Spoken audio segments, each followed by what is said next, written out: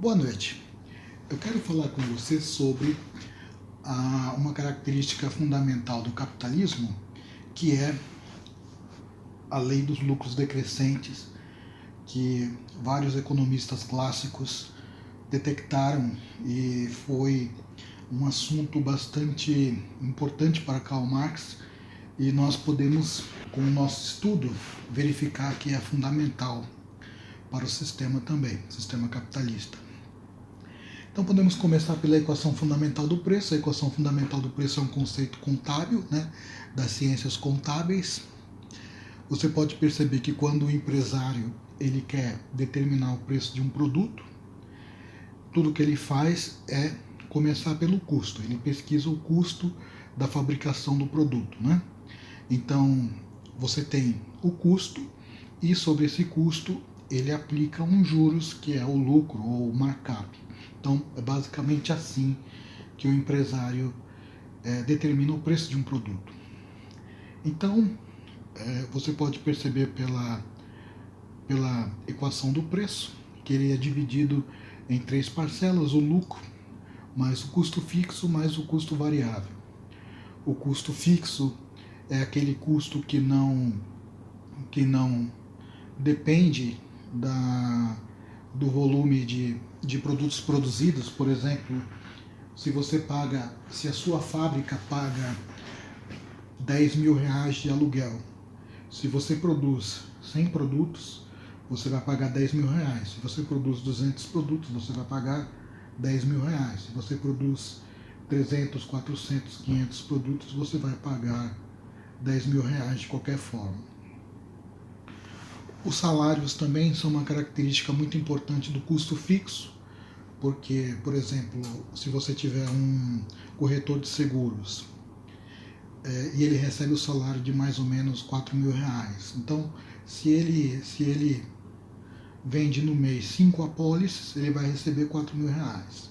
Se ele vende 10, 15, 20 apólices, ele vai receber 4 mil reais. Então, o salário dele é um custo fixo.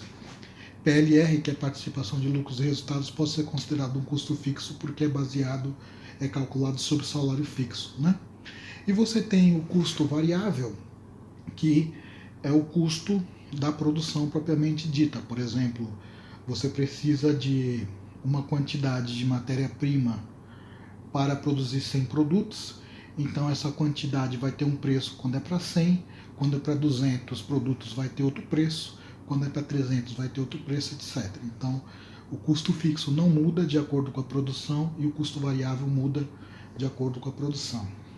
Existem várias técnicas contábeis para você embutir o custo fixo e o custo variável num único produto, numa única unidade de produto, e sobre esse custo o empresário aplica o markup ou o lucro. Quem é marxista pode olhar para a equação do preço e perceber que ele lembra alguma coisa, o conceito da equação do preço, se tomado de forma abstrata, ele lembra muito o conceito do valor-trabalho, O valor-trabalho, ele é o expediente de trabalho dividido em custo fixo, custo variável e mais-valia. Então, ele é igualzinho à ideia de equação do preço. A teoria marxista define o dia de trabalho como muito parecido com a equação do preço.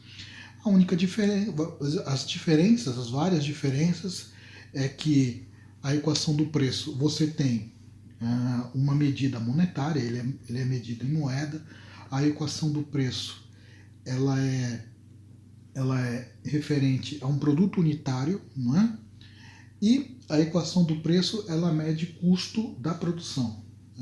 No caso da equação do valor-trabalho, embora ela tenha essa aparência, na verdade ela se refere a um expediente de trabalho, ela se refere não ao produto unitário, mas ao volume da produção no expediente de trabalho, num dia de trabalho, e ele não mede uma grandeza monetária, ele abstrai, ele é mais abrangente do que uma grandeza monetária. A equação do valor-trabalho, na verdade, fala sobre tempo. na ideia marxista, na análise marxista, o capital fixo, as máquinas, elas só podem atribuir o valor intrínseco que elas têm, né? Elas não criam produtos, né? Ainda a inteligência artificial ela não está avançada o bastante para criar produtos. Então, quem realmente cria valor, é por isso que vem o termo valor-trabalho, quem realmente cria valor é o trabalho humano. Então, é por isso que o trabalho humano ele tem um valor variável, porque ele cria novos produtos, né? Ele está a ideia de variabilidade ela está diretamente relacionada à criatividade, né? Então ela não tá relacionada à produtividade. A máquina ela é muito mais produtiva do que o trabalho artesanal, mas o valor variável ela diz respeito à criatividade humana. Alguns liberais muito mal informados que não sabem, que bajulam, né, a ideia de capitalismo, mas não sabem como é que as empresas operam, vivem dizendo que o valor trabalho é um conceito irracional, que não pode ser medido, mas pode muito bem ser medido, tanto que na equação do preço, o tempo que você trabalha, ele é um direcionador de custo, ele ajuda a definir custo, então é possível você calcular o custo da sua produção exclusivamente em tempo. Daqui a pouco, mais para frente, nós vamos ver isso, né? E na administração de empresas, como ciência, né, ela nasceu com Frederick Taylor medindo o trabalho humano, né? Ele mediu o trabalho humano com um cronômetro e através da medição dos procedimentos dos empregados, como é que eles faziam os procedimentos, se eles faziam mais rápido, mais devagar. Ele pegou um cronômetro, comparou cada trabalhador, né, e mandou aqueles mais rápidos, mandou os mais lentos imitarem os mais rápidos, etc., através do cronômetro do Frederick Taylor, que nasceu a ciência de administração de empresas. Então, a ideia de valor-trabalho ela é prática diária das empresas. Então, quando os liberais falam que não é porque eles só fazem propaganda do capitalismo, mas eles não sabem como o capitalismo funciona no dia a dia. Mesmo que na contabilidade e na análise marxista os custos, né, os conceitos de custos, variável e fixo, estejam invertidos, né, é possível você fazer uma harmonização. Na verdade, nós vamos ver isso mais para frente, não faz diferença quantitativa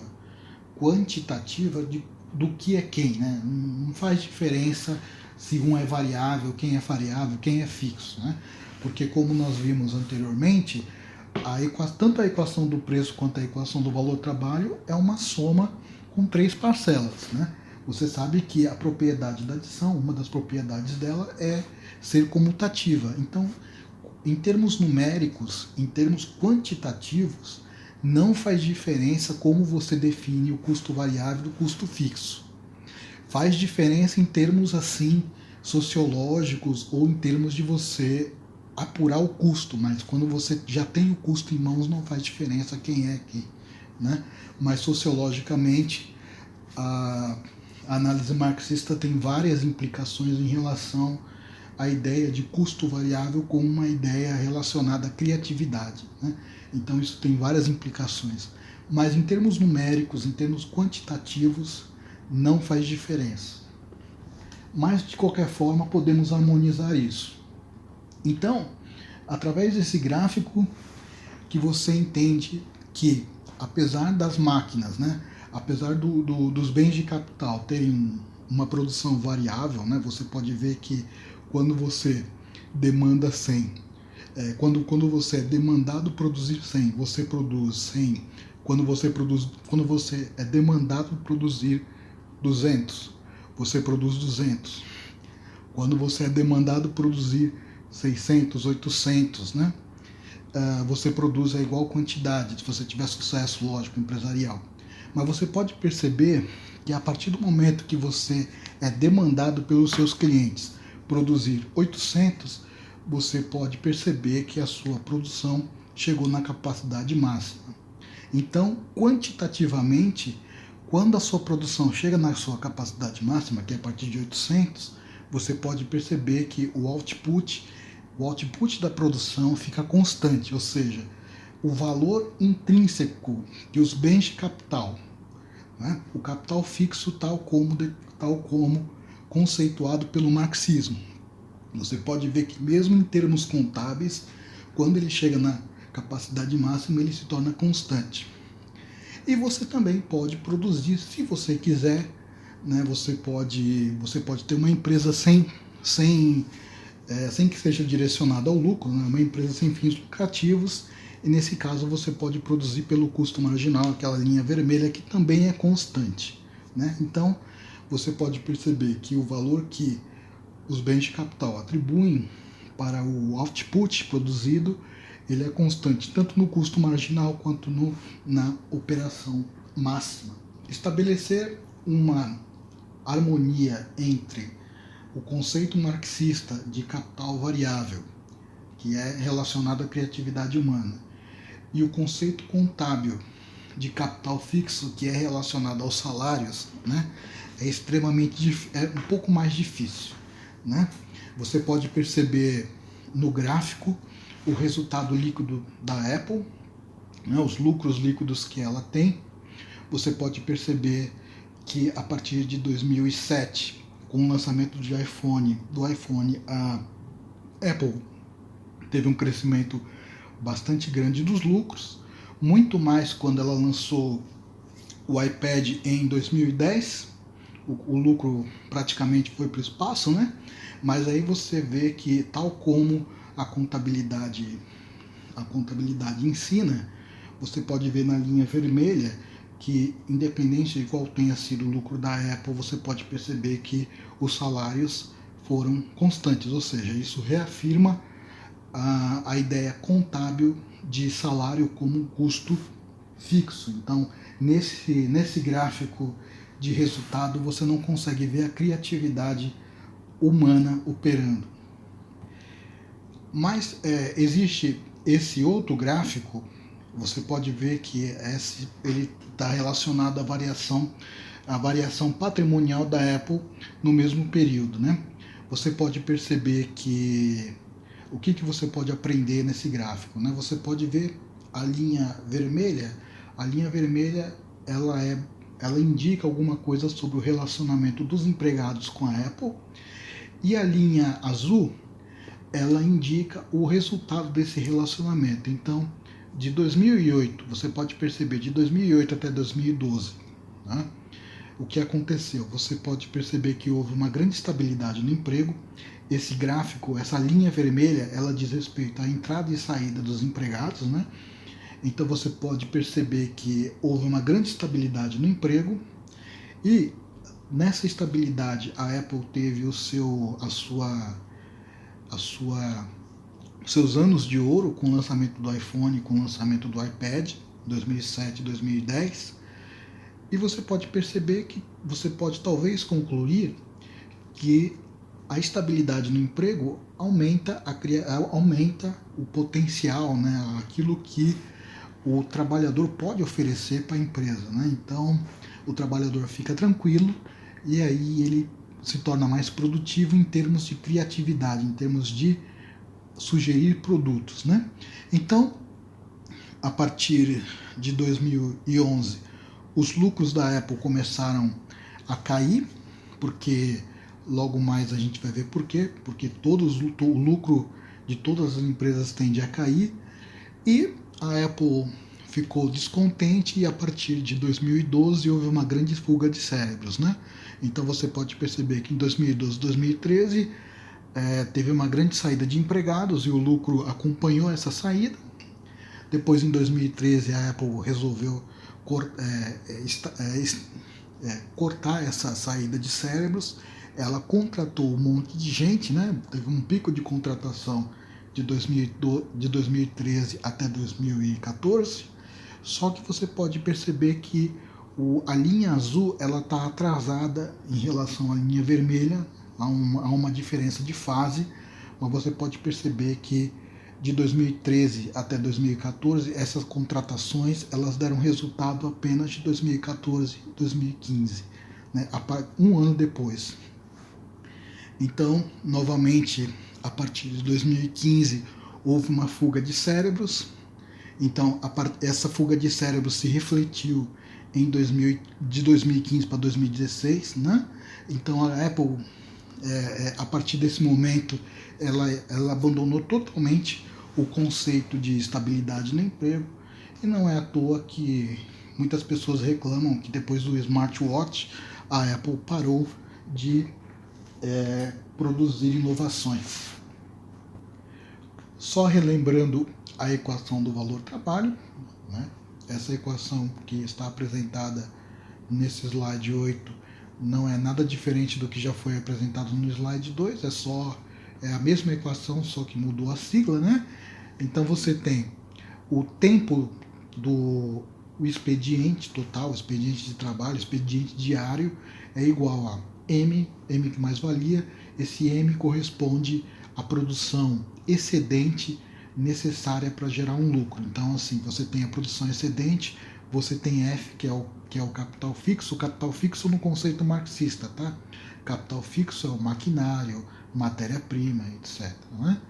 Então, você tem o capital fixo mais o capital variável, que é o capital criativo. Né? Então, você tem o excedente, M, o capital fixo, F, e o capital variável, o capital criativo, V. Né? Você tem, então, o F mais V, ele é o custo marginal a partir do qual a empresa tem que produzir mais para poder ter lucro. Agora, nesse slide, você tem as barras. Essas barras, elas são representações gráficas das equações aritméticas, né? Geralmente, elas são ensinadas por professores de ensino fundamental quando eles querem ensinar aos alunos como é que funciona uma adição. Então, na barra colorida embaixo, você tem F mais V e você tem M destacado de forma diferente. O que essa barra quer dizer? Essa barra quer dizer o seguinte: quando você quer maximizar o lucro, você tem que reduzir o custo marginal. Né? Você tem que reduzir F ou reduzir V. Assim você maximiza o lucro. Quando você está, por exemplo, num período de expansão, então você minimiza o lucro, né? Minimiza o fator M, que é o fator mais-valia, que representa o excedente que você precisa produzir para vender e gerar um lucro. Né? Então, o que você pode perceber? Quando o excedente aumenta, o custo marginal diminui. Quando o custo marginal aumenta, a mais-valia diminui. Então, perceba outra coisa também interessante, é muito mais fácil você reduzir o capital criativo, o capital variável, do que você reduzir o capital fixo. Por quê? Porque se você reduzir o capital fixo para você reduzir o seu custo marginal, você perde produtividade. Você pode perceber no slide das barras, no slide anterior, que o lucro, a mais-valia aumenta e o custo marginal cai. Né? Esse um aumentar e o outro diminuir significa que existe uma relação matemática entre o custo marginal e a mais-valia. A questão é, vamos descobrir que relação é essa. Agora começamos a entrar um pouco na matemática. A matemática é um pouquinho chato para as ciências sociais, mas ela é necessária. Você pode ver que a gente já tem a equação do valor-trabalho, T igual a M mais V mais F. V mais F é igual ao custo marginal, C, né? Pode vir na segunda linha, T igual a MC. O que eu estou fazendo? Eu estou passando C para o outro lado. Passando C para o outro lado, ele fica negativo, né? Então, o resultado é mais-valia é igual ao expediente de trabalho inteiro menos o custo marginal, que é o tempo necessário para você, o tempo mínimo necessário para você produzir os seus produtos, tal que você pague todos os custos, salários, etc. Né? Então, o custo marginal é isso, é o custo mínimo para você poder pagar a sua produção. Então, pela equação anterior, nós temos esse sistema, mais-valia igual ao tempo de expediente menos o custo marginal, que é o tempo necessário para produzir, o mínimo para você pagar os custos. Na primeira linha você tem M igual a T menos C, e na segunda linha você tem M igual a R vezes C. Esse R vezes C significa que quando o M aumenta, o C diminui. Quando o C diminui, o R aumenta. Por que eles têm essa relação inversa? Por causa de R. Então, é uma relação que eu quero descobrir o que é essa relação, e ela é dada pela divisão de M por C. No próximo slide, continuando, você sabe pelo cálculo matemático que M é igual a T menos C. A relação R, ela me diz que M é dividido por C. Então, M dividido por C é igual a T menos C dividido por C. Aqui, no slide 14, nós estamos apenas trabalhando com a equação, refinando a equação. Né? Vamos para o slide próximo, vamos para o slide 15. Então, se R é a divisão de um pelo outro, você tem aqui a tautologia. Né? R é igual a T sobre C menos 1. Então, é essa relação que existe entre M sobre C. Descobrimos a relação. No slide 16, continuamos, né? Então, o que está acontecendo? Você tem lá em cima que C vezes R, que é a relação, é igual a M. C é o custo marginal, ou seja, abre parênteses, V mais F, fecha parênteses, vezes R, igual a M. Aí você aplica a propriedade distributiva da multiplicação, fica V vezes R mais F vezes R igual a M. Aí você tem o resultado embaixo, que é um pouco mais complexo, né? Você já pode ver a equação da mais-valia completa em cima, mas existe um detalhe muito interessante que você tem que ter em mente. Considere o seguinte, que globalmente, claro que na Europa é bem diferente, um pouco menos, né? Em países específicos,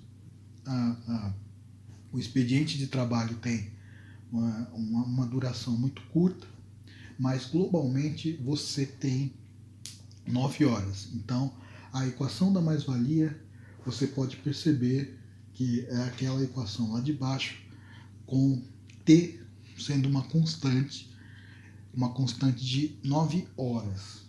Mas ela pode ser variável em alguns países específicos, mas globalmente ela é 9 horas. O que isso significa? Aquela relação R, ela significa que, junto com a equação completa da mais-valia, significa que você pode fatorar. Né? Aquela equação grande que resultou nada mais é do que uma fatoração. O que é uma fatoração? Fatoração você tem a incógnita M, né? Você pode definir M como uma fatoração de V e F. Né? Ou seja, você pode definir a sua mais-valia apenas e tão somente sabendo o custo fixo e o custo criativo. O custo fixo e o custo criativo. Apenas essas duas informações já é suficiente para dar para você a mais-valia. E também, claro, ela indica que se você aumenta o custo marginal, qualquer fator do custo marginal, você sacrifica o lucro. A partir daqui, nós começamos a entrar nos aspectos relacionais, nos aspectos sociológicos do capitalismo. Por quê? Pense bem. No capitalismo, por causa que os empresários estão sempre competindo, né? Infelizmente é uma competição destrutiva, uma competição em que um quer tomar o lugar do outro, um quer passar a perna no outro, etc. Né? Então, é uma competição no qual sempre o resultado é sempre a superprodução. Você sabe que superprodução agora, com todos os problemas ecológicos, todos os problemas ambientais que nós temos, superprodução é desperdício. Então, por que o capitalismo ele tem esse problema de superprodução? Ele tem que superproduzir por quê? Porque você superproduz e você amplia a sua participação no mercado. Então, para você conseguir prosperar no capitalismo, você tem que ampliar a sua participação no mercado. Agora, como é que você faz isso? Bom, para você aumentar a sua produtividade, você necessariamente tem que aumentar o seu maquinário, o seu acesso às matérias-primas, não é? Só que quando você aumenta o maquinário, o custo fixo, né? Então, quando você aumenta o custo fixo, por causa daquela fórmula que nós vimos, a fórmula da mais-valia, você diminui o seu lucro. Aí você pensa, é sempre assim? Não. Se você tiver acesso a uma tecnologia produtiva extremamente revolucionária, se você tiver acesso às matérias-primas, né, baratas, então você consegue aumentar a sua produtividade sem prejudicar o seu lucro. É justamente por isso que você tem golpes de Estado. Por quê? Porque os golpes de Estado é uma forma de você garantir que o hemisfério norte tenha acesso barato às matérias-primas, de tal forma que eles possam aumentar a produtividade a um custo baixo. Mas não é assim na maioria das vezes, né? Na maioria das vezes, a empresa tem que se expandir, independente se a tecnologia avançou ou não, né? As grandes empresas, elas precisam continuar lançando produtos, independente se o custo de fabricá-los aumentou ou não. E é justamente essa característica de elas terem que lançar produtos o tempo todo é que dá origem à lei da queda tendencial do lucro. Só para você ver um exemplo de como essa lei funciona na prática, e trabalhando inclusive combinando os dois conceitos, tanto o conceito contábil quanto conceitos marxistas, né? Você pode ver que a gente está trabalhando em termos de tempo, que é o conceito de valor-trabalho, e nós estamos trabalhando em termos monetários, que é o conceito contábil. Como os cálculos são um pouquinho trabalhosos, né, eu recomendo que você pause o vídeo e analise por si mesmo como eu fiz os cálculos, né? Mas o que é importante para você, o que eu vou destacar para você? Então, olha só, eu tenho uma empresa de cosméticos, eu comecei com volume de produção de 3 mil em qualquer unidade monetária, vamos falar R$3.000. Então veja, você pode pausar o vídeo e ver os cálculos por si mesmo, tá certo? Mas o que eu quero destacar para você? Eu quero destacar que o meu lucro, eu abri a empresa, o meu volume de produção inicial é R$3.000, através do cálculo do valor-trabalho, eu cheguei a um lucro de 1.053,33. Esse detalhe eu quero destacar para você. Veja com calma, se você quiser você paralisa, né? Mas o que eu quero destacar com você? Bom, eu comecei com uma saída de 3.000, agora eu quero expandir minha empresa. E eu descobri, faz de conta, um processo revolucionário, né? Um processo de fabricação revolucionária, e através desse processo eu dobrei a minha produção diária. E o meu custo fixo, o conceito marxista, o meu custo fixo aumentou 35%. Então veja bem, eu estou produzindo 2 vezes mais, né? E o meu custo fixo aumentou 35%. O que significa aumentou 35%? Significa que eu perdi no meu expediente de trabalho 35% do tempo. Eu perdi esse tempo, ele está alocado à produção, né? Então, se ele está alocado à produção, veja que coisa. O meu lucro, que era 35%, o meu M, que era 35% na outra situação, agora ficou 23%. Ou seja, o meu lucro era 1.053,33, agora o meu lucro com o dobro, veja bem, com o dobro da produção e com apenas 35% de aumento do custo, né? Agora meu lucro é 1.388. E olha só, aumentou a produção, aumentou o custo fixo, dobrou a produção, ainda por cima eu demiti empregados para poder ficar a produção mais barata, eu demiti 8%, e ainda assim o meu lucro, ao invés de ser 100%, né, já que é o dobro da produção, ao invés do meu lucro ser 100%, o meu lucro cresceu 31%. Olha só que interessante. Vamos continuar. Então a minha empresa cresceu razoavelmente. Agora tem um outro exemplo, né? Eu não contratei eu não mudei a minha tecnologia de produção, então eu só modifiquei os procedimentos, né? Eu modifiquei o jeito de fazer as coisas. Eu fiz que nem Taylor, né? Taylor pegou o cronômetro, né, e analisou qual era o procedimento mais rápido. Então faz de conta que eu fiz a mesma coisa e eu descobri que com um procedimento novo eu fabrico 58% mais. Tudo bem, eu fabrico 58% mais, mas o meu custo fixo ele aumentou 11,2. Aumentou 11,2, aí para eu reduzir o custo da produção, eu demiti 1,5% dos meus empregados.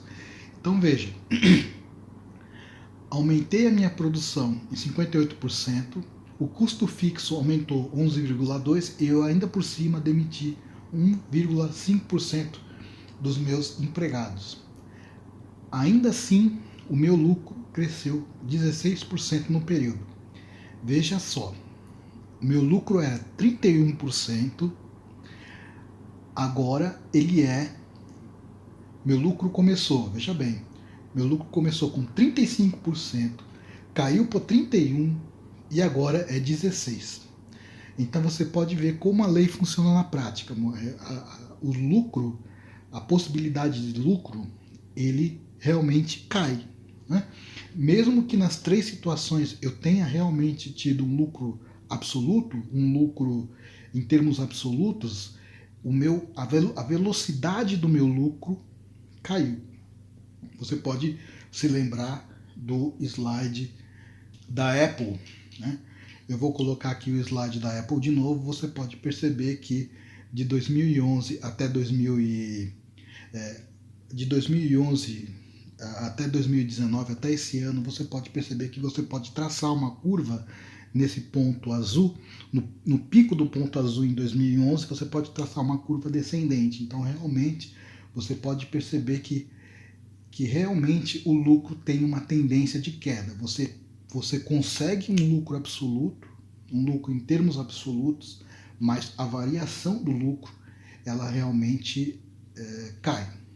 Para o exemplo ficar mais simples, eu não considerei a ideia de dar descontos, né? Quando você aumenta muito a produtividade, geralmente as empresas elas dão um descontinho, né?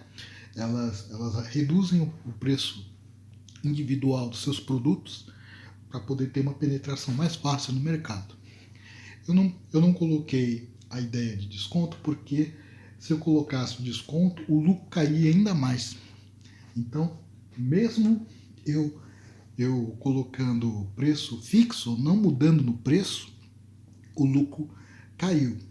Aliás, desculpa, eu tive lucro, mas a velocidade, né, o rendimento do lucro, ele caiu, né? E essa questão da taxa de rendimento do lucro, ele é extremamente importante. Por quê? Porque lembra da sua poupança, né? Da sua poupança, do CDB. O que esses investimentos são? Eles são todos baseados em taxa de juros. Então, o que acontece? Você começa a imaginar, a minha startup deu 35% de lucro no primeiro período, 31% de lucro no segundo período, né? A minha startup, ela é extremamente atraente. Mas você pode perceber que se eu amplio, se eu expando a produção e não tem nenhuma revolução tecnológica para eu diminuir o custo marginal da minha produção, Então, essa taxa de rendimento da minha empresa, ela não vai poder remunerar o meu investidor. O meu investidor, de repente, tem 31%, no outro período pode ter 2%, ele vai ficar muito desanimado. Então, essa queda da taxa, que é a lei dos lucros decrescentes. O pessoal confunde muito o lucro bruto com a taxa. E a lei de Karl Marx, ela não fala sobre o lucro bruto, ela fala sobre a taxa, né? Você pode perceber que, como eu não quero naturalmente desanimar os meus investidores, a única forma de eu manter a taxa de rendimento do lucro alta é ficar ajustando o preço, né? À medida que a minha empresa vai crescendo, à medida que eu vou dominando o mercado, a única forma de eu expandir a minha produção e ao mesmo tempo continuar tendo uma taxa de rendimento de lucro alta, a única maneira que eu tenho de fazer isso é reajustando para cima o preço. Então aqui no slide 25 você pode ver a história de preços do iPhone. Olha só como o preço do iPhone evoluiu, né? Você pode perceber que quando a Apple era pequena, né, tinha um lucro bem pequenininho, você pode perceber que o iPhone começou lá embaixo, mas aí a Apple foi expandindo a produção. Você pode perceber pela lei do lucro decrescente, você pode perceber que o lucro foi ficando cada vez mais lento, cada vez mais lento. Então, aí, para que ela chegasse, para que ela fosse realmente uma empresa trilionária, ela simplesmente explodiu o preço, ela reajustou o preço lá para cima, né? Tanto no iPhone XS Max, no iPhone X, no iPhone XR, todo o preço foi estourado. Por quê? Porque pela produção somente ela não consegue manter a taxa de rendimento alta. Nenhuma empresa consegue. Então, agora você pode perceber que o porquê que existe inflação. Você pode perceber que a inflação ela é natural do capitalismo. Como as empresas como a expansão da produção ela causa uma queda na taxa de rendimento do lucro, você pode imaginar que a única saída é ficar reajustando o preço, né? Você reajusta o preço, aí você tem uma inflação constante. Esse aí é um exemplo dos Estados Unidos. Eu peguei os Estados Unidos, por quê? Porque os Estados Unidos são considerados ortodoxos na economia, né?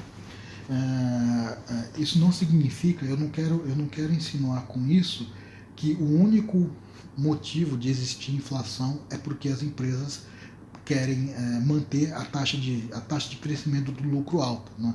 Eu não estou insinuando isso, porque no caso do Brasil, por exemplo, eu gostaria de recomendar o canal do Saia da Matrix, do professor Humberto. Ele tem uma análise maravilhosa sobre a inflação brasileira, e você pode perceber que, de acordo com os estudos dele, você pode concluir que a inflação brasileira não foi relacionada apenas à necessidade de manter a taxa de lucro alta, mas ela foi relacionada aos indexadores. O governo brasileiro tem vários indexadores, TR, IPC, vários indexadores, IPCA, né? E esses indexadores funcionam como juros compostos, eles remuneram o preço independente do lucro. E por causa disso que no Brasil você teve a hiperinflação, coisa que os Estados Unidos é diferente, né? Os Estados Unidos têm poder sobre o mundo, então eles podem ter uma economia mais austera. Na Venezuela é a mesma coisa. A Venezuela, a questão não foi uma questão de manter a taxa alta do lucro, a questão da Venezuela é porque ela é dependente de vários produtos, ela é basicamente uma economia exclusivamente dependente de petróleo, e aí, como ela é sancionada pelos Estados Unidos, ela tem dificuldade de importar produtos, então o câmbio para a Venezuela é muito desvalorizado. E é a desvalorização do câmbio que causa a inflação. O Brasil está caminhando para um processo inflacionário porque nós também somos dependentes de importações. A inflação só não explodiu até agora porque o Brasil, a economia brasileira está muito deprimida, mas a dinâmica, uma dinâmica inflacionária entre o Brasil, no Brasil seria muito parecido com a Venezuela, mas não chegaria a ser terrível como a Venezuela, porque a Venezuela está sendo alvo de guerra híbrida, né? Mas você pode perceber pelos Estados Unidos que tem uma grande soberania sobre os países do mundo. Você pode perceber que mesmo sem nenhum tipo de sanção, nenhum tipo de ataque, a inflação dos Estados Unidos é constante. O mais triste de tudo isso não é apenas a inflação, mas você pode perceber na linha azul que os salários caíram constantemente. Mesmo que ele tivesse uma alta de 2011 até 2017, você pode perceber que da linha inicial até a linha final, né, do ponto inicial até o ponto final, os salários caíram constantemente. Ou seja, o que isso está dizendo?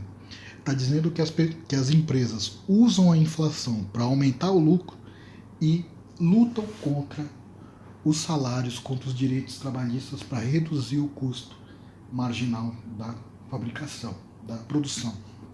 Então veja, usar a inflação como um artifício para o lucro, ele funciona até certo tempo, mas existe uma coisa na contabilidade chamada curva de demanda. O que é a curva de demanda? A curva de demanda é o seguinte: você aumenta o seu preço, e à medida que você aumenta, você vai aumentando a sua receita. Tá? Só que um dia, uma hora, quando você aumenta, a partir de um certo pico, né, a partir de um certo momento, se você aumentar o seu preço de novo, o seu lucro não vai aumentar. Por quê? Porque a demanda vai cair. Né?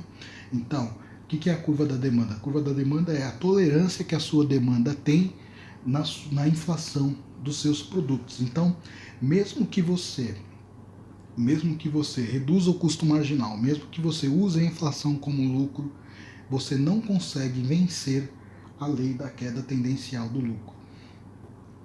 Você não consegue vencer a lei, mas você pode combatê-la, né? Você pode enganar a si mesmo e tentar atrasar o desastre, né? Então você pode, se você tem que aumentar a produtividade da sua empresa, você tem que demitir empregados. Se você vai demitir empregados, você também pode, como um capitalista rico, você pode subornar políticos para que eles diminuam as leis trabalhistas, né, para que eles revoguem as leis trabalhistas, tudo para você ter um custo marginal menor. Então, a reforma da Previdência no Brasil, você pode ter certeza que não teve nada a ver com a saúde fiscal do Estado. As questões fiscais do governo federal são questões artificiais, porque ele imprime moeda, não é? Então, mas o verdadeiro propósito da direita na reforma da Previdência foi fazer com que as pessoas se aposentem mais tarde, e com isso você aumenta a oferta de trabalho, e com isso você diminui o capital criativo, você diminui o preço do capital criativo da sua produção. Você pode fazer também que nem na MP da Liberdade Econômica. A MP da Liberdade Econômica tem um exemplo de bancários que perdem, né, que vão perder o direito de trabalhar 6 horas e vão passar a trabalhar 8 horas. Isso significa o seguinte, que você está aumentando o fator T, ou seja, você está obrigando os trabalhadores a trabalharem mais. Quando a MP da Liberdade Econômica ela impõe que as pessoas trabalhem domingo a domingo, isso também significa trabalhar mais. Né? Então não tem nada a ver, todas as atitudes antitrabalhistas desse governo, do governo extremista Bolsonaro, não tem nada a ver com racionalidade econômica, com combate ao desemprego, tem a ver apenas com lobbies, e lobbies que querem reduzir o custo marginal da produção. Outra forma de você reduzir o custo do capital criativo é você incentivar a imigração ilegal. A imigração ilegal interessa para os empregadores porque como os imigrantes estão ilegais, eles não podem recorrer à justiça para lutar pelos direitos, né? Como eu havia citado anteriormente, a lei dos lucros decrescentes, ela acontece porque as empresas têm uma concorrência destrutiva entre si. Elas querem ampliar mercado com muito desperdício, com muito excesso de produção, e essa concorrência destrutiva, muitos capitalistas, muitos grandes capitalistas começam a perceber o seguinte: ao invés da gente concorrer, por que a gente não se une, né? Então, os cartéis, eles têm essa ideia.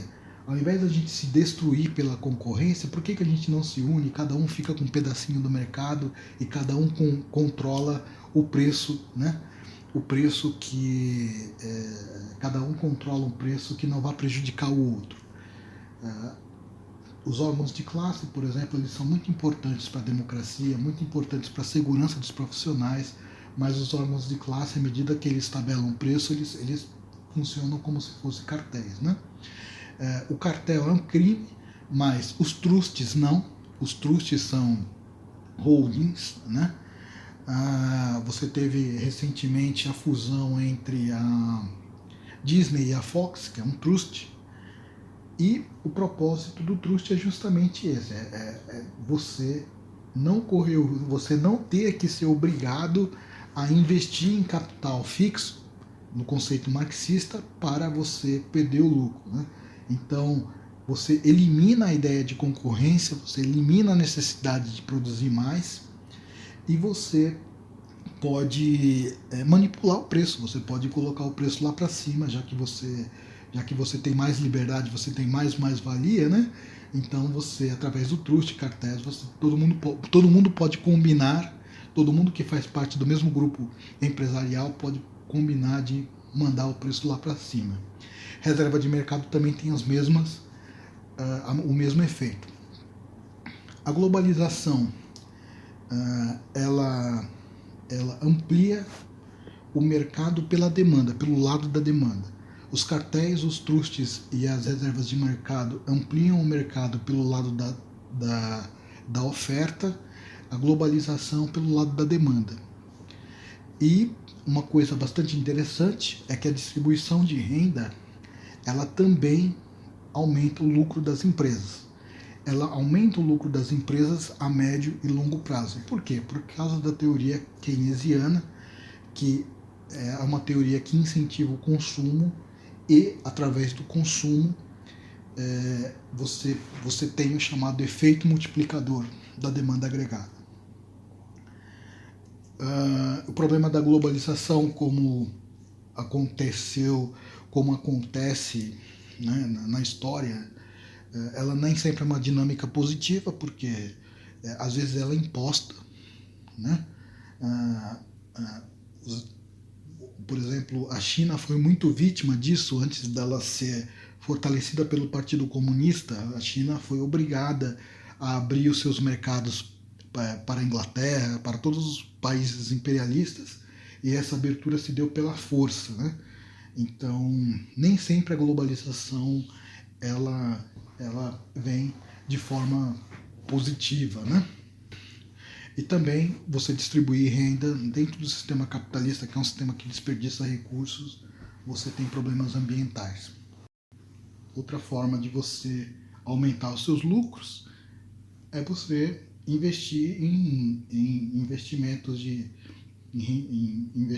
de renda fixa, variável, né? Porque como você às vezes não pode recorrer à inflação, como você às vezes não tem acesso ao mercado, então você pode potencializar os seus lucros usando o sistema financeiro. Mas só que a desvantagem desse método é que ele não tem nada a ver com a produção, né?